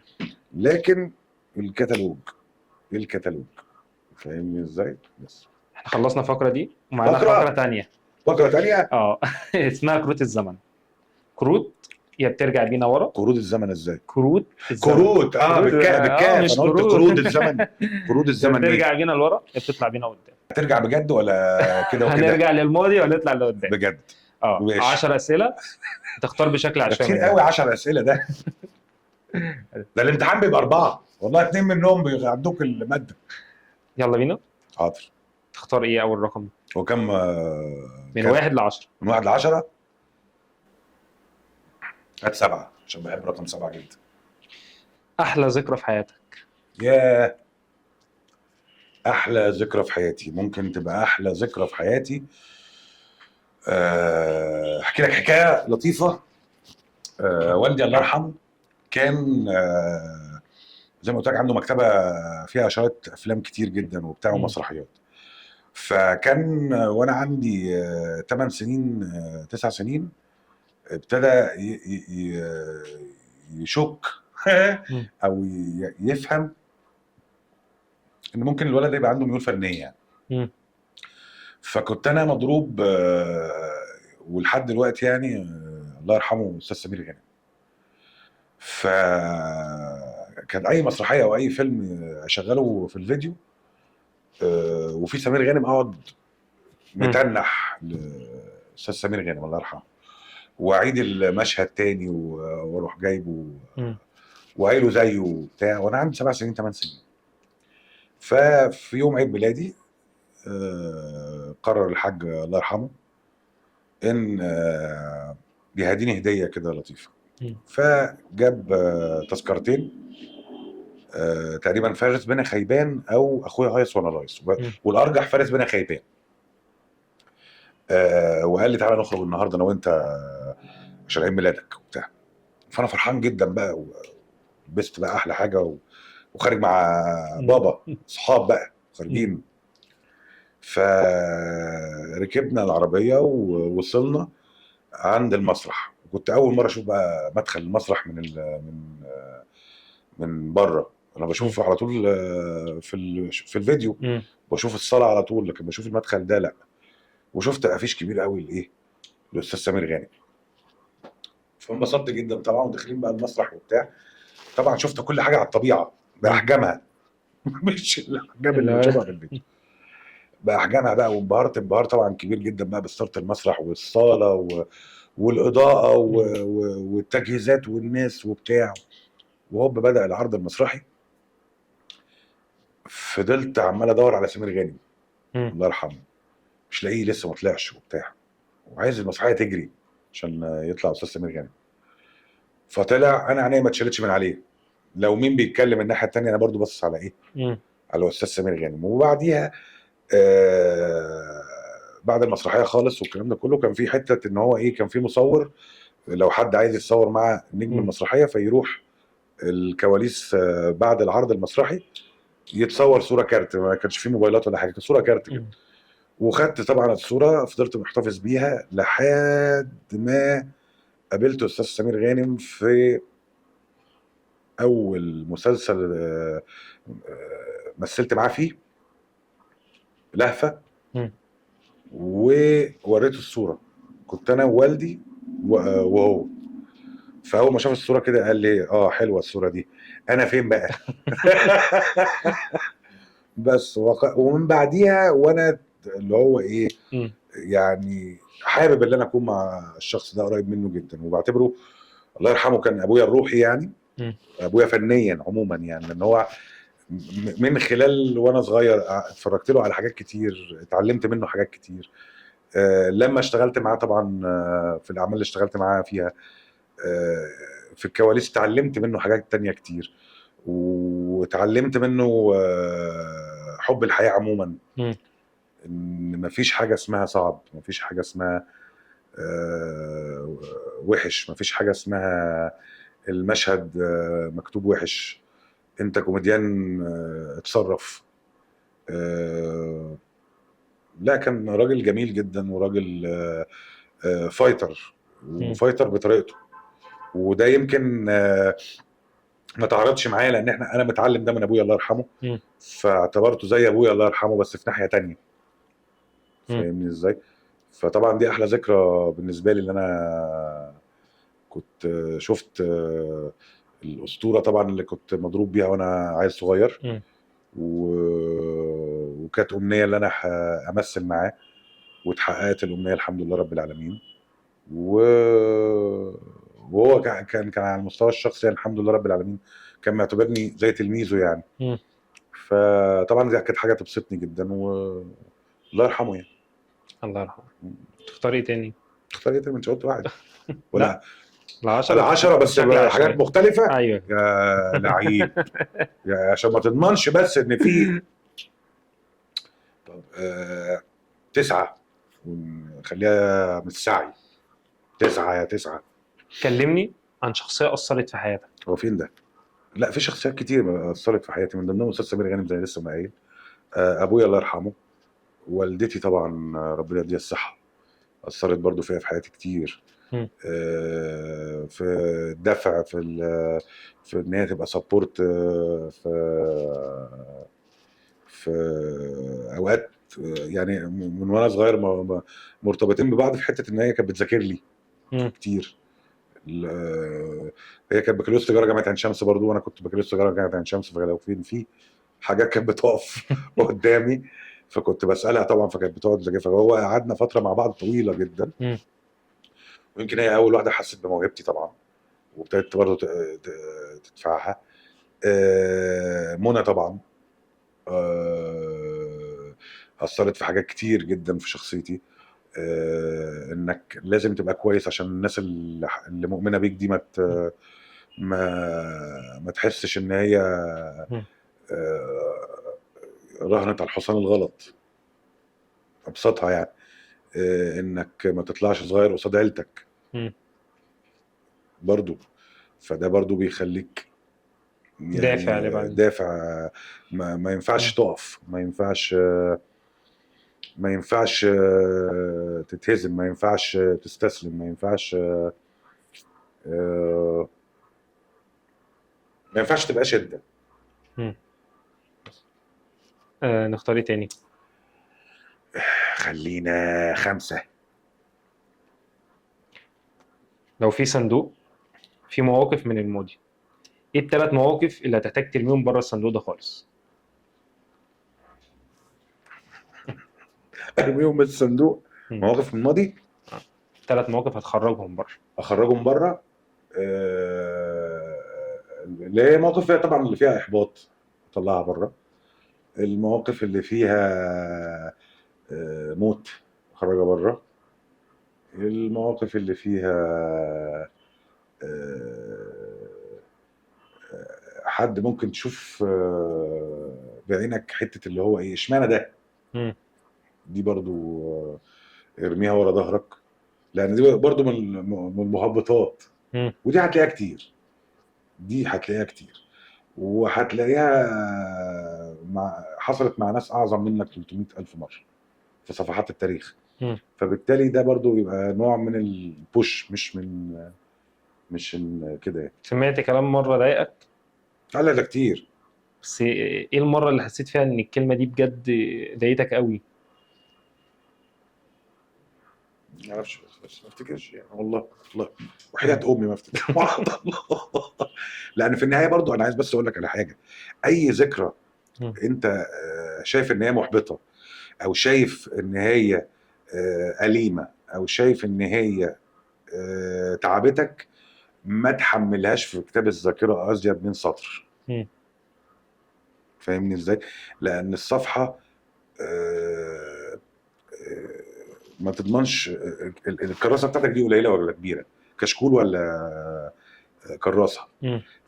فالصفحه اللي انت هتكتب فيها المأساة دي كلها وفرها عشان تكتب فيها الحاجات الحلوه. مم. خلي الحاجه سيب المحبطه جزء او للحلو، المصيبه صح. خليها سطر، وخلي السطر مم. برضه عشان برضه ما تبقاش هايف. مم. خلي السطر كلامه مضغوط مم. وقايل المعنى كله، بحيث ان انت لما تقرا السطر تفتكر، لكن بقى بقيه الصفحه اكتب الحاجات المفرحه. صح. تختار ايه تاني؟ في تاني؟ اه انا فاضل قد ايه كده؟ اختار لك انا. واحد. اختار واحد. لو قابلت نفسك وانت صغير هتقول لها ايه؟ ازيك عامله ايه؟ يعني استاذ محمد، قابل بقى محمد الصغير مم. واقف كده قدامه، هتقول له ايه؟ مم. هقول له ايه في ايه؟ تنصحه بايه؟ اقول له هتشوف والله يعني. هتشوف هتبقى كويس ما مم. تقلقش. بس يعني وايه تاني؟ والله العظيم يا عم زي ما بقول لك والله العظيم اشوف هو صغير اعمل بيه ايه. طيب ما هو كان لسه بيلعب بالكوره ومش فاهم هو ايه مم. ولا عايز ايه، بس هو عنده يعني حاجه. نصيحة هتقولها له كنت محتاج حد يقولها لك في الوقت ده. نصيحه آه آه لا يعني خليك ما فيش احباط، ما فيش مهبطات. خلي الدنيا الطف بكتير. كن زي ما انت بس.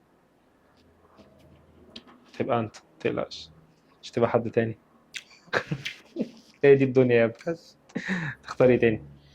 انا كده الفردي خلص. اه لا، في 2 و3 و4 و6 و8 و10. الفردي الفردي يعتبر خلص. ده اللي بتكلم فيه الفردي. فرد خلص. ماشي هات اتنين بقى. موقف تتمنى تمحيه من ماضيك. امحيه من الماضيه. اه. موت والدي الله يرحمه مم. الصراحه يعني. كنت حاسس لا بكم طبعا ليه. موت الوالد ده طبعا مأساة رهيبه. يعني هو انا بحس ان هو كان عامل زي ايه. انت قاعد على كرسي خشب وليه ظهر. مم. فاهمني ازاي؟ فجاه الكرسي ده ملوش ظهر من الاخر، بس في كرسي. السند راح اه بمعنى صح. طبعا. اه طبعا. و يعني بتبقى انت مطالب ان انت تفرحه بيك، مش طرف مش تزعله عليك. مم. ما كونك ان انت تبقى شديد، انت بتفرحه بيك. بس هو راجل بقى. مم. ما هو غايته في الحياه ان هو يشوفك راجل متحمل مسؤوليه وواقف وقفه رجاله في سند للبيت ولو برضه. هو اساسا مم. موجود معاك في العزا بتاعه كان قال لك انت جدع برافو مم. عليك. انت فاهمني ازاي؟ على مدار بقى الحياه بقى كلها، مم. ان هو لو شافك دلوقتي او دلوقتي هيبقى فخور بيك. مش موته حصل دربك الدنيا، مم. طربق الدنيا، يبقى هو ما عملش حاجه صح. من الاخر يعني. لكن لو موته ما دربكش الدنيا، فاهمني ازاي؟ اذا هو ساب خليفه، انت خلف يعني. انت الاثر اللي سوى بعدين. اه مم. عرف يربي، عرف يعمل. فده بيبقى انت مطالب بيه. مم. شئت ام ابيت. ما ابيت دي مشكلتك انت بقى، يعني مشكلتك وكده كده هو لو كان صاحي كان هيلعنك وهيطلع يخرب بيتك والحاجات دي بس. ماشي. على ماشي فكرة اضربني والله. ماشي. احنا لسه معانا فردي اللي هو رقم 3. ماشي هات ثلاثة. قول كلمة للماضي وللحاضر وللمستقبل. الماضي.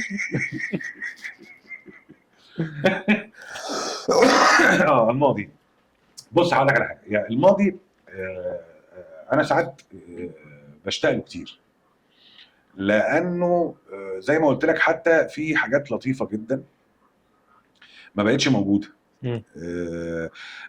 اوقات بتحن للماضي جدا،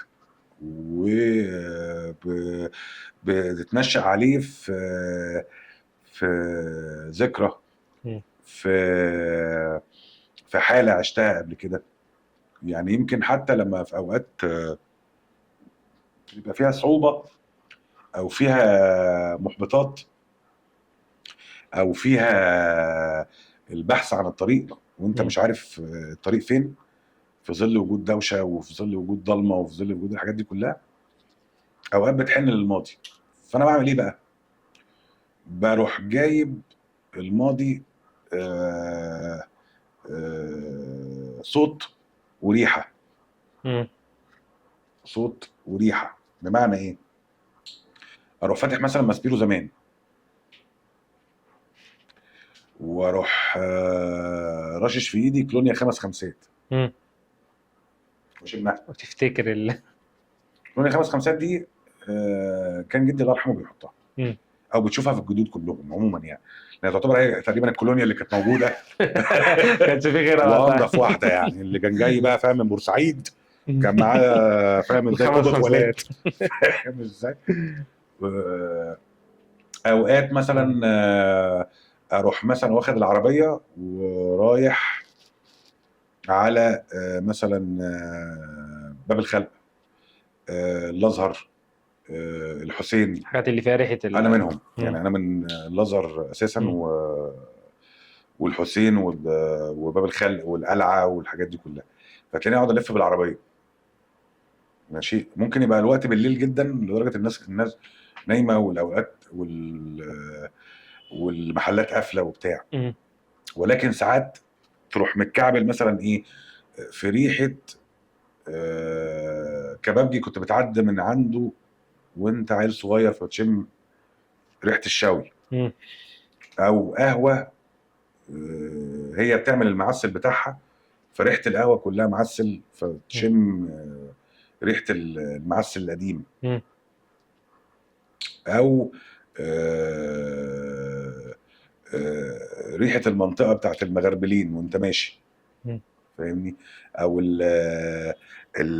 مدخل باب النصر وانت رايح مثلا عند الخياميه وبتاع والكلام ده كله، او زيزو مم. نتانا او الحاجات دي كلها.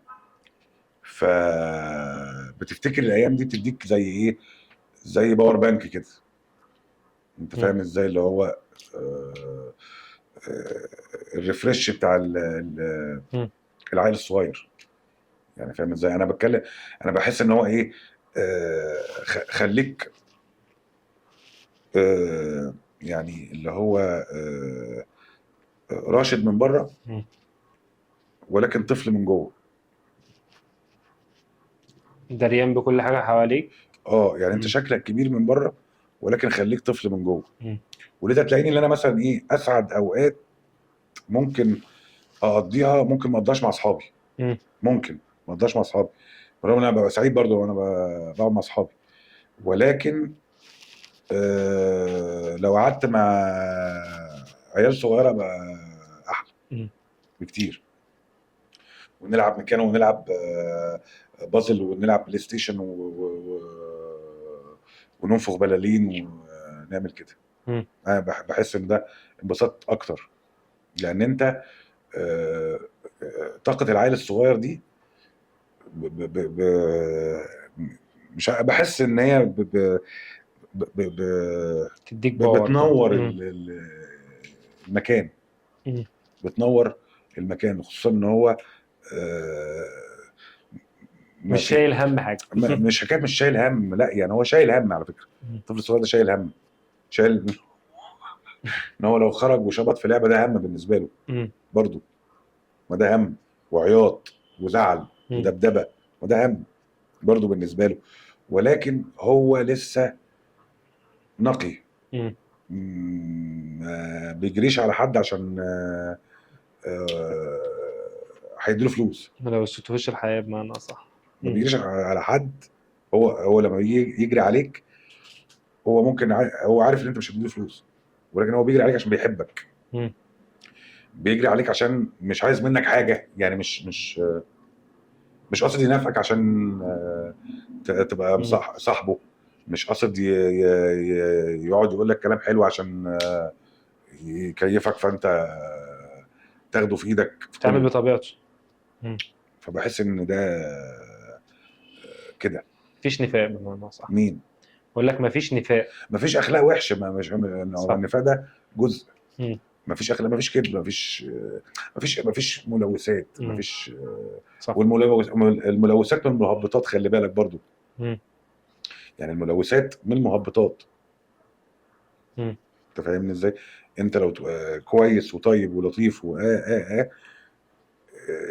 الظروف اللطيفه والكويسه هتيجي عليك، ولكن انت لو وحش ولئيم وبتحور وبتاع، كل التحوير وكل الخبث وكل الدنيا هتيجي عليك برضو. مم.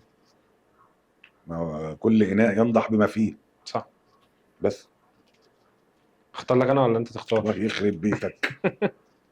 طب اختار لك انا.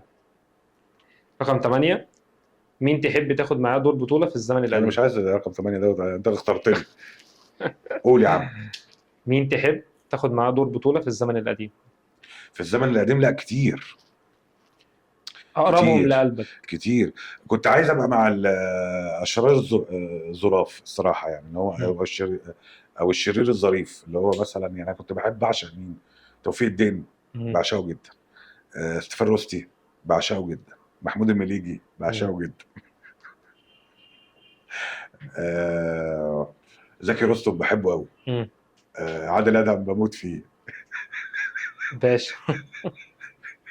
ابراهيم سعفان بموت فيه برضه. مم. سيد زيان بحبه قوي. برضه محمد نجم. استاذ سمير غانم طبعا. واستاذ عادل امام طبعا. احمد زكي مم. الله يرحمه طبعا. استاذ انت كده محمود عبد عايز تاخد العزيز. مع استاذ ممثلين محمود عبد كلهم. العزيز ما لحقتوش للاسف. مم. ما لحقتوش. اشتغلتش معاه خالص. اه للاسف ما لحقتوش. للاسف الله يعني يرحمه. مم.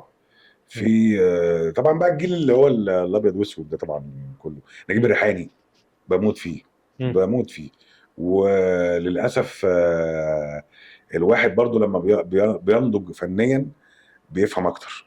يعني انا زمان ما كنتش بحب كوميديا نجيب الريحاني مم. خالص.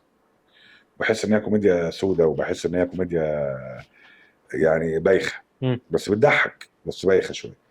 ولكن لما كبرت وابتديت اخش في الشغلانه شويه، لا الراجل ده رهيب. مم. رهيب، مدرسه رهيبه جدا. و ما رماش افيه لفظي خالص. ما بيضحكش بالافيه اللفظي مم. خالص، بيضحك بالموقف. وهو كلامه كله كلام حواري، مم. ما فيهوش يعني لو شلت الكلام قلته ولا هيضحك. ما مم. تضحكش. حط بقى الموقف وغير الكلام، هتضحك. هتضحك برضه. مم. يعني بكلام دلوقتي هتضحك برضه لان الموقف شايل. مم. بحب عماد مدبولي جدا. فؤاد المهندس، لا لا لا لا يعني. الزمن كله. لا لا لا لا يعني هو اصلا مدارس. مم. اصلا مدارس، وفي النهايه هي الشغلانه. ما هي كل دول دكاتره، وكل دكتور مؤلف كتاب. مم. انا بحب الكتب كلها. يعني المدارس كلها حلوه. لان في النهايه هو الفن يعني بحس ان هو وسيله لاسعاد البشر، مم. مش للنكد عليهم. يعني ما انكدش عليك. فاهمني؟ يعني حتى التراجيدي ما جابولكش تراجيدي قوي قوي قوي قوي. لان في الحياه تراجيدي فعلا، وتراجيدي بجد. مم. هو المأساة فعلا يعني موجوده حقيقه.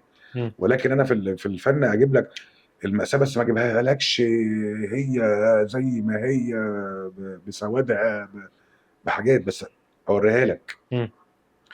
الكوميديا بالنسبه لي لا بالعكس، يعني وسيله ساميه جدا جدا جدا انك تفرح فلان او تخرج حد من المود تخرج اللي هو حد فيه. من المود بتاعه ده. لا ده انت دكتور، ده انت مم.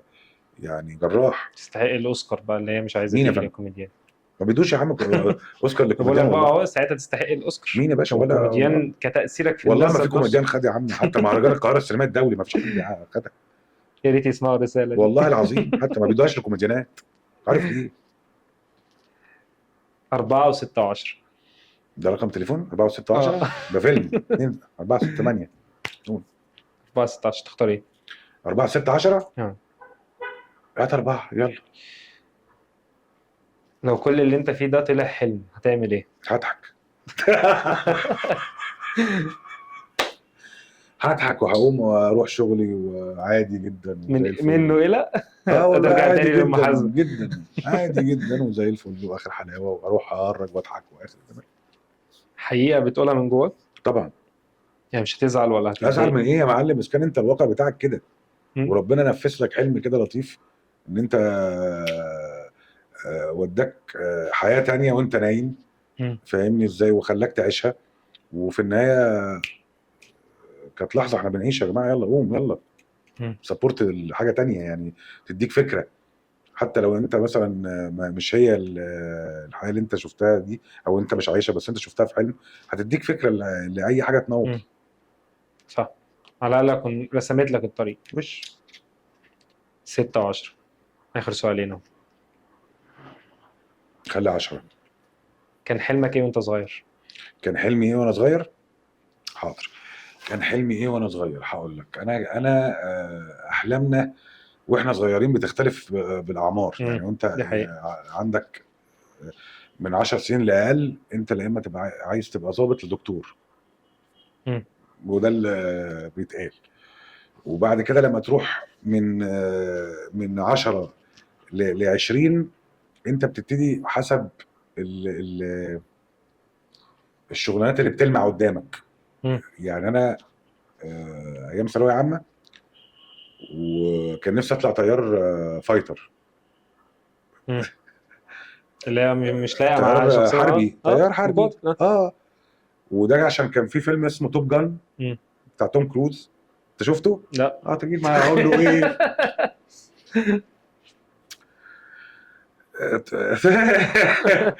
فيلم اسمه توب جان لتوم كروز.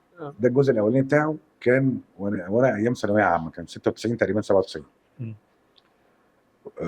والجزء الثاني بتاعه لسه معمول 2023 او 2024 حاجه زي كده يعني. مم. فطبعا انا بالنسبه لي يعني انا شفت بقى توم كروز راكب الطياره الاف 35 وماشي بقى وطاير وبتاع وضرب قنابل وبتاع، والجاكيت الجلد والنضاره الريبان وسلو موشن وهو نازل من الطياره والبدله بتاعت الطيار وبتاع. فكان نفسي جدا ان انا اشتغل طيار فايتر. مم. ففي قاعده بتاعت اللي هو صديق الاب، اللي هو الغتت، مم. اللي هو بيجي وقت التنسيق مم. تشوفه بالصدفه في اي مكان، ممكن بيت ممكن قهوه، لمجرد ان انت رايح تاخد حاجه من ابوك، او مكتبه في الشغل رايح تسلم عليه، مم. فجاه تتكعبل فيه بالصدفه، اللي هو ها ونويت على ايه؟ مم. عدله الرجل دي.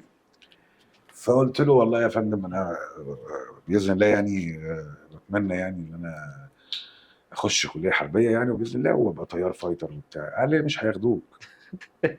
فانا اللي هو ايه الاحباط الرخم ده؟ انت غتت قوي يعني. طب يا عم انت يعني قول لي يا مالك. عم باذن الله ربنا ينولك اللي في بالك، وبعد كده انت عارف بينك وبين نفسك ان هو مش هيقبلوني مثلا لاي حاجه. فاهم عدها ازاي؟ ما لي. تقولها ليش، ما تقولها ليش. خصوصا ان شاب مقتبل العمر عنده 16 سنه لسه بيقول للدنيا يا هادي، فما تديهالوش في وشه مم. كده. فقلت له ليه يعني ان شاء الله يعني مش هيقبلوني ليه؟ قال لي عشان انت طويل، وهم الطيارين بيبقوا لازم يبقى قصير شويه عشان قمه تحكم القياده بتبقى قصيره. فانا صدقت حاجه زي كده. طبعا ده دلوقتي مش موجود، مم. يعني اكيد مش موجود، لان العربيه اكيد مم. ليها عالي وواطي وبتاع اه صح. اكيد دي الطياره طياره هيبقى محارب يعني مش هيبقى هينزلوا فيها تحت. هيدروليك يعني. ده كان مم. فيها باراشوت يطيروا لو في اي حاجه في الطياره، مش هيعملوا كده. فانا صدقت بقى، مم. وقررت ان انا ما اروحش الامتحان. مم. والساعه 6 الصبح لقيت والدي بيصحيني بيقول لي يلا عشان احنا عندنا امتحان قدرات وبتاع ومش عارف ايه في كليه. قلت له مش رايح. قال لي ايه اللي مش رايح؟ يلا يا ابني يلا، ده في لواءات كبار والناس مم. مستنيه، يلا يا بابا يلا. قال لي طب لا مش رايح. يا ابني يلا ما تبقاش مم. كده، ارجع نام ارجع نام، وفين عايز انام. قلت له لا مش رايح خلاص انا حلمي طار. قال لي حلمك ايه؟ قال لي الموضوع اكبر حلم انا من اللي حلمك. هيطير. يلا عشان الملف احنا وديناه هناك وبتاع، مم. وفي ميعاد ما ينفعش. وخناقه من 6 الصبح مم. لحد الساعه 8، ونزل حبيبي الله يرحمه ومشي. مم. بس يشاء السميع العليم ان انت حادثه زي دي مم. انت في وقتها احباط طبعا ابن بلسه، ان انت حلمك طار، وان انت خلاص ما بقتش طيار فايتر، وان انت المجال اللي انت كنت راسمه لنفسك مش موجود. مش موجود. وفجاه تخش كليه تجاره، مم. تخش فريق تمثيل، وتحتك بالمجال من معوقات لمهبطات لمش عارف ايه، وفي النهايه تبقى محمد ثروت. مم. يعني فاهم ازاي؟ ووارد ان انت كنت ما يقفلكش الراجل صاحب الاب الغتت يوميها، مم. وتخش تتقبل. وتخش وتتقبل وتبقى طيار مم. وتشتغل الشغلانه اللي بتحبها فعلا. ولكن هو ربنا، حطك في مكان تاني. مش انت، مش مكانك، صح. مش بتاعتك، مش العبء اللي تقدر تشيله. وارد، وارد ان انت مش العبء ده اللي تقدر تشيله. في حد ربنا مجهزه ان هو يشيله بدالك، فما تاخدش مكانه، تعالى مكانك بقى. مم. فسبحان الله يوقف لك صديق الاب الغتت، فاهمني؟ فما تروحش مم. فتقدم تنسيق كليه تجاره فتقبل فتروح فبتاع. خليك تحبط من كل حاجه. مين؟ هو ساعتها. لا يا حبيبي، انت الاحباط ده خده في اتجاه تاني. مم. ما انت بقول لك الاحباط، انا قلت لك المثال ليه؟ عشان الاحباط اللي انا بصيت عدى بيك له في في طريق تاني. الفتره اللي صح. هي وانا عندي 16 سنه، لما تيجي تبص له دلوقتي تلاقيه تغيير مسار. صح. ما هو وارد ان هو كان يتكعبل صاحب الاب ده قبل ما يجي لي، مم. قبل ما يجي البابا ده صاحب الاب ده يتكعبل رجله تتكسر يمشي مم. عادي ما يجيش. صح. اخر سؤال. ده رقم كام بقى؟ 6. هات 7. خلاص قلنا 7. الذكرى الأسوأ في حياتك. الذكرى الأسوأ في حياتي؟ مم. الراجل ده بيقول كلام كبير يصعب على امثالي يفهمه. والله الذكرى الأسوأ، الذكرى الأسوأ، والله ما يعني، لا اكيد مثلا ذكريات الموت يعني طبعا أسوأ في حياتي. يعني بعيد عن ذكرى وفاة والدك، اه أسوأ حاجة مثلا يعني بعيد عن الذكرى دي. أسوأ حاجة،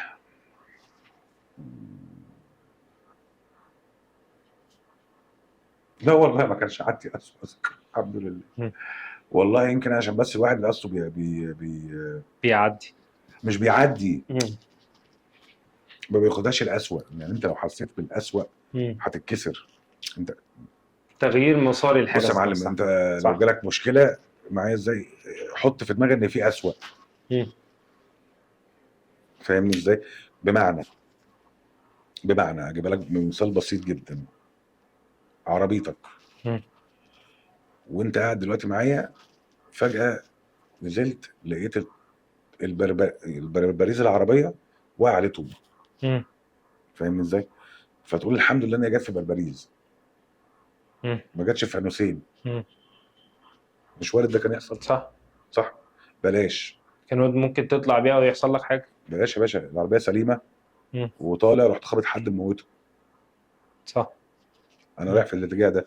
ولكن البربريز ده خلاني امشي في الاتجاه ده عشان اروح للراجل بتاع البربريز مم. عشان يغير لي البربريز وما قتلش الراجل ده.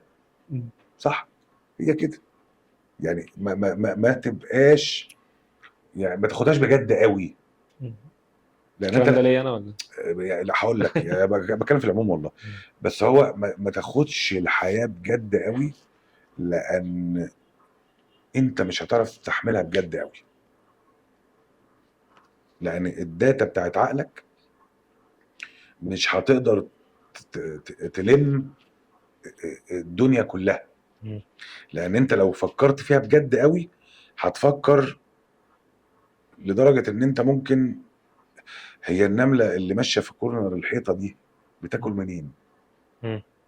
ده سؤال جد على قدها قد كده. هي بتاكل منين؟ تخرج مم. فين؟ بتخرج من فين؟ وهفضل اتابعها لحد ما الاقي الجحر، مم. وهبقى انا بجيب مفك عشان اوسع الجحر مم. عشان اعرف هي بتخرج منين بتجيب وبتخرج أكلها منين منين؟ رايحه فين. وطب راحت فين؟ راحت على الهو. طب هي مم. بتجيب منين؟ مم. يعني هي بتاخد المسافه دي من هنا لهنا. بص انت دخلت نفسك في تفاصيل مش بتاعتك. مش بتاعتك ابدا، مم. مش بتاعتك ابدا. اللي بتاعك اللي قدامك. مم. فاهمني ازاي؟ صح. وما تحاولش تفهم ازيد من اللازم، مم. هتتجنن. ده بجد مم. هتتجنن. وده في حياتك عموما، في حياتك عموما. يعني وارد تبقى انت ماشي في طريقك وتلاقي وتقول لك ايه، اصل فلان بيتكلم عليك، اصل فلان بيعمل ايه. مم. انا لو قعدت ابحث ورا فلان اللي بيتكلم عليا، انا هعرف 100% هو بيتكلم عليا، اتكلم امتى واتكلم فين مم. وقال ايه. ولكن دول هل هي هيهبطوني مم. ولا هيعلوني؟ مم. صح. معايا ازاي؟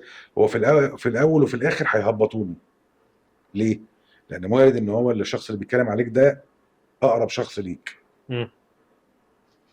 فاهمني ازاي؟ فبالتالي ما تخشش في التفاصيل. يعني لو دخلت في التفاصيل هتتعب. يعني سيب الماركت تمشي. اركب العربيه، بالظبط كده. ما تقولش العربيه متكونه من ايه، مم. لان هي مش بتاعتك، بتاعت مهندس. مم. فهمتني ازاي؟ صح. وما ابتديش اعدل على المهندس، لان المهندس ده ادرى مني ومنك باي حاجه. هو اللي عامل العربيه. صح. فاهمني ازاي؟ العربيه تعبتني فبروح له تاني، مم.